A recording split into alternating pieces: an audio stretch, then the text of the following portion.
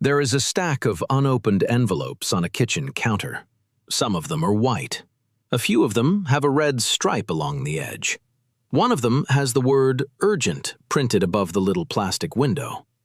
They have been sitting there for 11 days, and the man who lives in that house walks past them every single morning on his way to work. He is not lazy. He is not stupid. He earns a solid living. He could sit down tonight, open every one of those envelopes, and deal with whatever is inside in about 40 minutes. But he won't. Because every time his eyes land on that stack, his chest tightens, his stomach drops, and a quiet voice in his head says the same thing it always says. Not today. I'll deal with it later. I can't look at this right now. So he doesn't, and the envelopes keep arriving. This is not a video about being bad with money. The man in this story is not reckless. He doesn't gamble. He doesn't blow his paycheck on nonsense.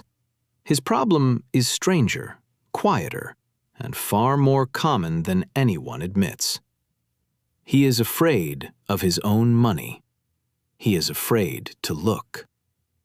And by the end of this, you are going to understand exactly what that fear costs, why even intelligent, hardworking people fall into it, and the surprisingly small thing that pulls a person back out. Because the most expensive financial habit in the world is not overspending. It is not looking. Let me introduce two men. The first man is named David. David is 43 years old. He works as a project coordinator at a logistics company. He is reliable, he is good at his job, and his colleagues would describe him as calm and competent. David earns $70,000 a year. There is one thing about David that none of his colleagues know. David has not opened his banking app in 4 months. He has not opened a single financial envelope in longer than that. He knows, in a vague and frightening way, that money is going out of his accounts. He knows there are bills. He knows there is a credit card balance somewhere that has been growing, but he does not know the numbers. And he works very hard, every single day, to make sure he never has to find out. When his phone shows a notification from his bank, he swipes it away before he can read it. When a letter arrives with a logo he recognizes, he sets it on the stack without opening it.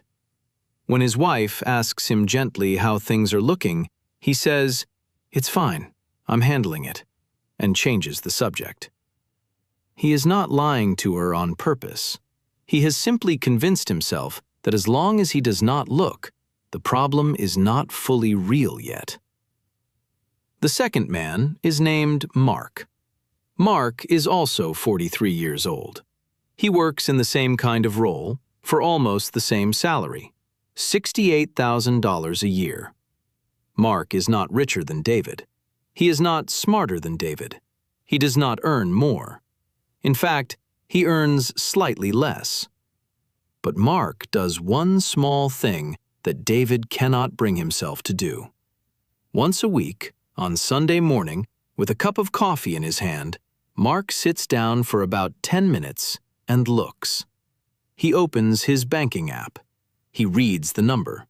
He glances at what came in, what went out, and what is coming up. That is the entire ritual. 10 minutes, once a week. He does not enjoy it especially. Some Sundays the number is lower than he'd like, but he looks anyway. That is the only real difference between these two men. One looks. One refuses to look. And over the next several years, that single difference is going to send their lives in completely opposite directions. Now, you might be thinking that David's problem is simple. Just open the app. Just open the envelopes. How hard can it be? And if you have never felt this particular fear, it really does sound that easy. But financial avoidance is not laziness, and it is not stupidity. Psychologists actually classify it alongside the freeze response, the same deep nervous system reaction that makes a person go still in the face of a threat. When David imagines opening that banking app, some part of his brain treats it like genuine danger.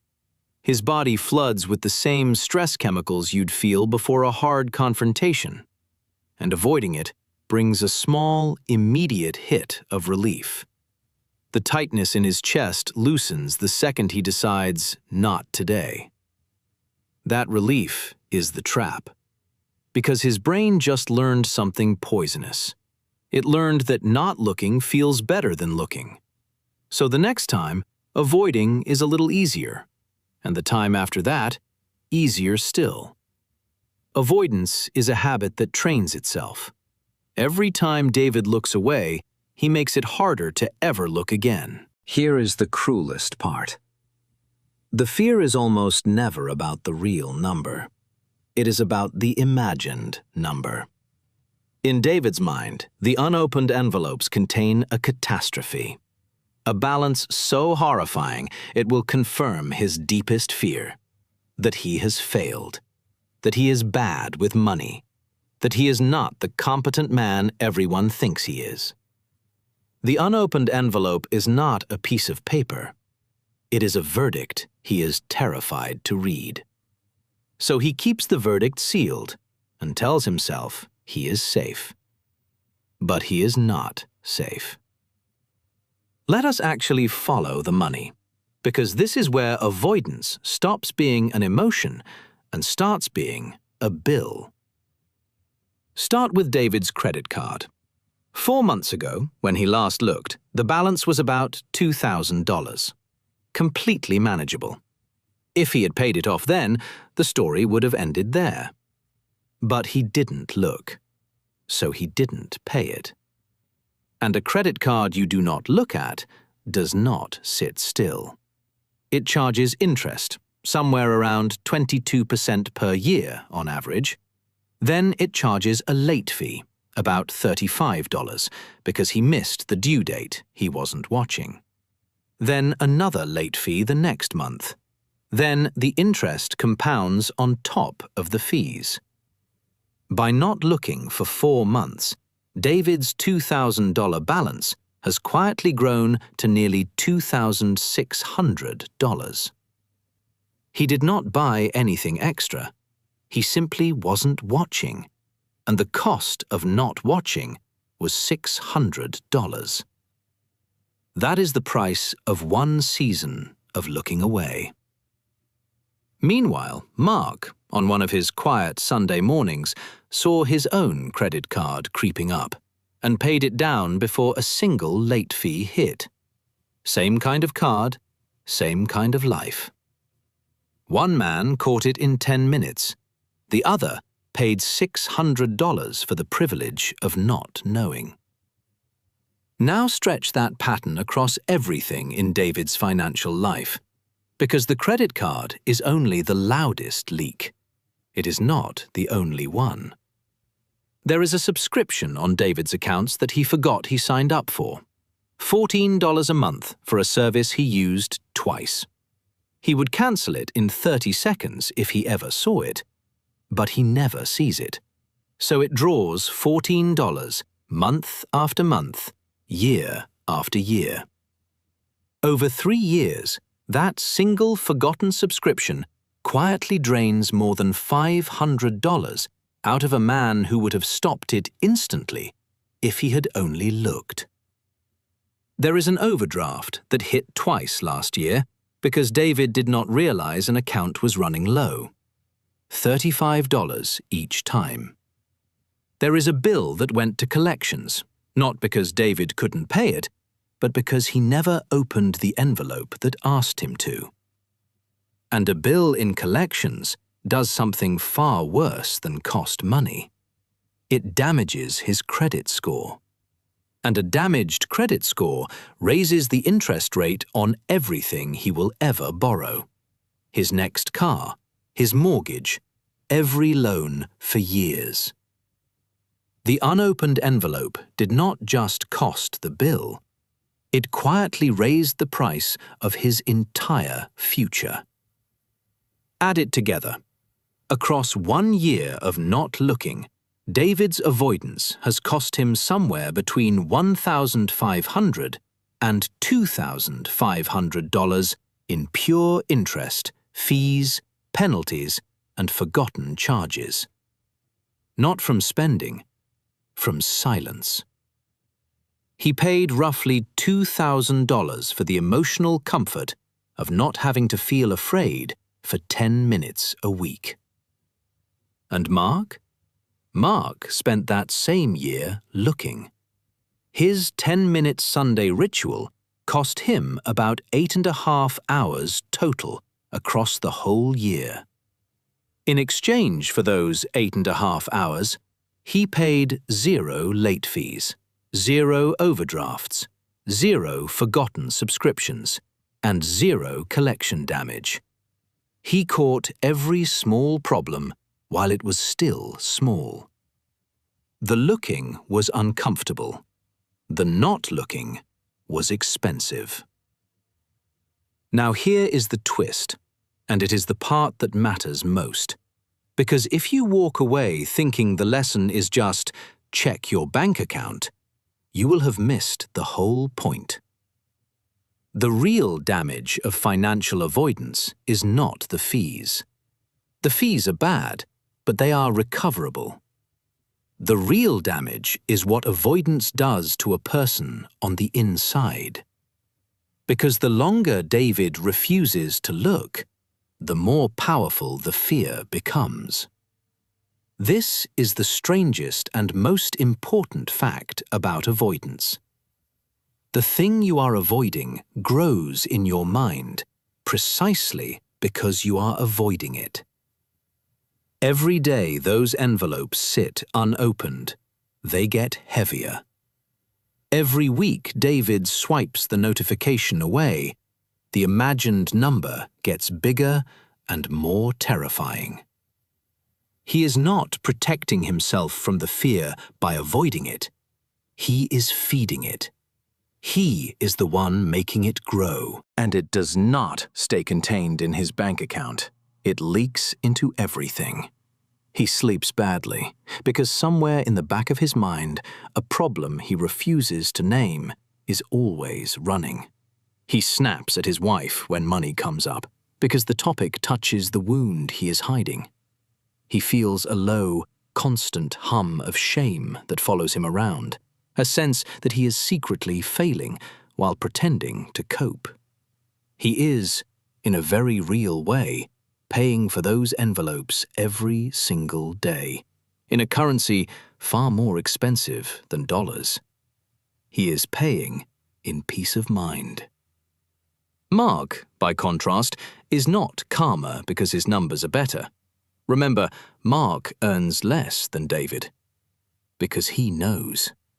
There is a specific kind of peace that comes from simply seeing the truth, even when the truth is not great. The number on Mark's screen is sometimes disappointing, but it is never a monster, because he never lets it grow in the dark. A known problem is a problem you can solve. An unknown problem is a ghost that haunts you. Mark sleeps well not because he is rich, but because nothing in his financial life is hiding from him. And the gap between these two men does not stay still. It widens year after year, in a way neither of them feels in the moment. Look at where they are after 5 years. Mark, with his quiet Sunday ritual, has caught every small problem early. No collection accounts, a clean credit score. And because he always saw his money clearly, he noticed the small amounts he could redirect and quietly moved about $100 a month into a simple investment account along the way.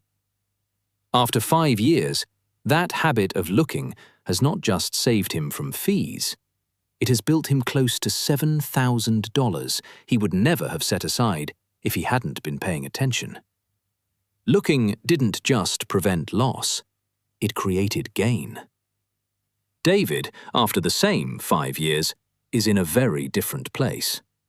The avoidance didn't cause one disaster.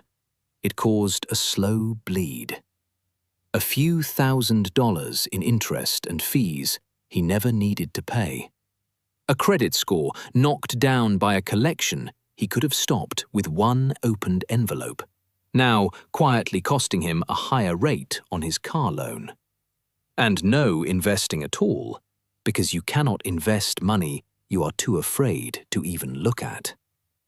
Conservatively, the habit of not looking has cost David somewhere between $8,000 and $12,000 over 5 years, when you add the fees he paid and the growth he never captured. Same salary, same 5 years.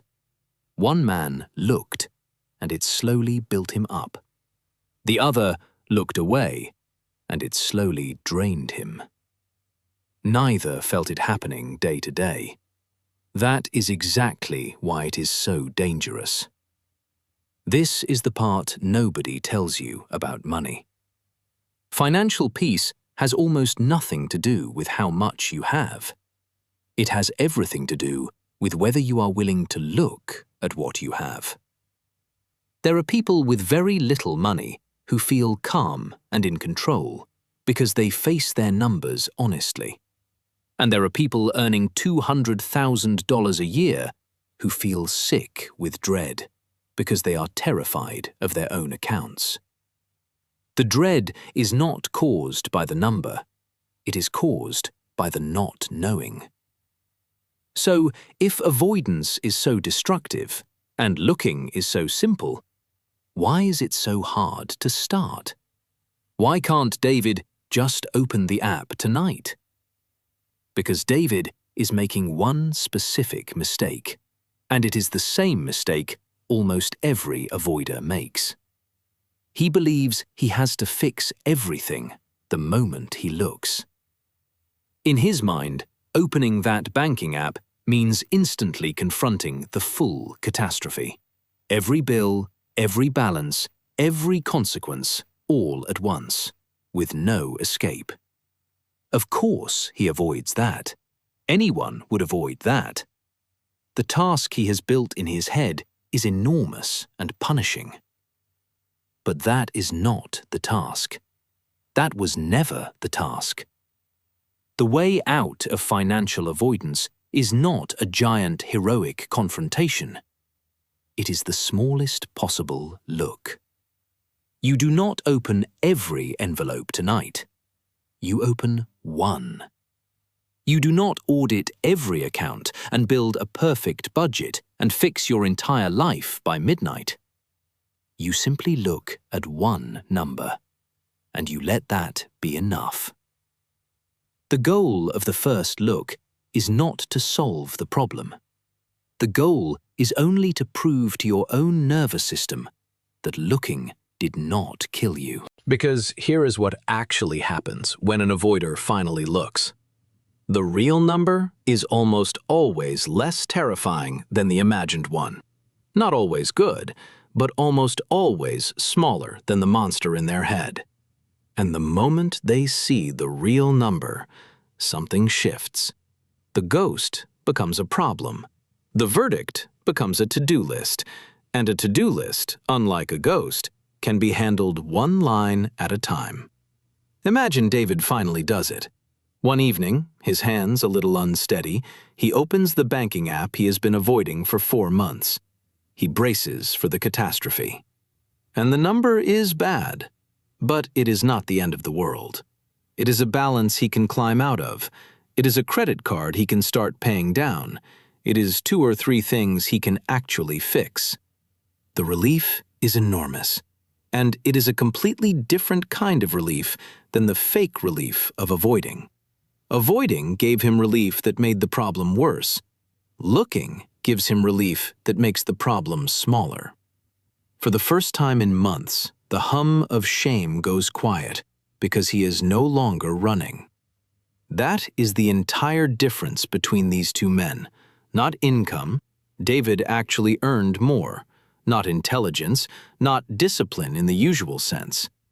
The difference is that one man was willing to feel 10 minutes of discomfort in exchange for control, and the other man traded his control away to avoid that same 10 minutes.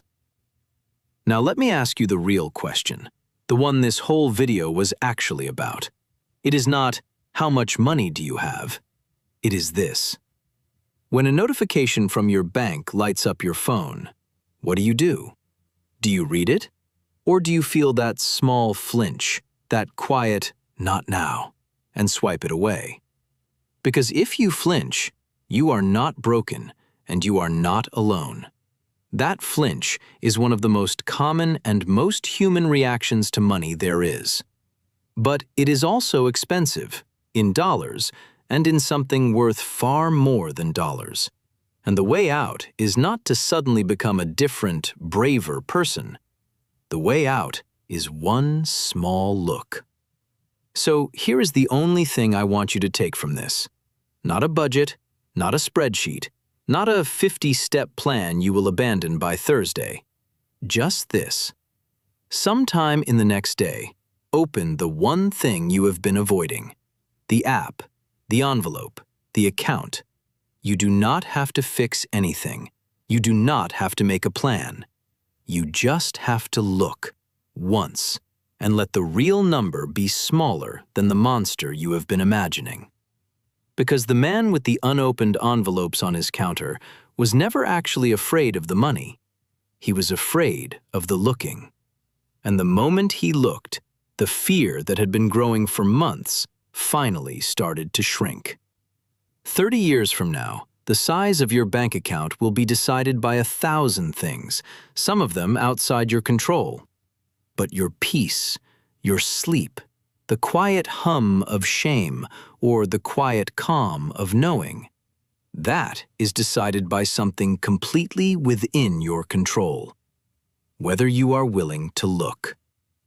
So look, just once, today, and let that be the first thing you stop running from. And if this made you glance at your own phone a little differently, that flinch you just felt is the whole thing. That is exactly the moment where it changes. Open it. Look. You will almost always find that the truth was lighter than the fear.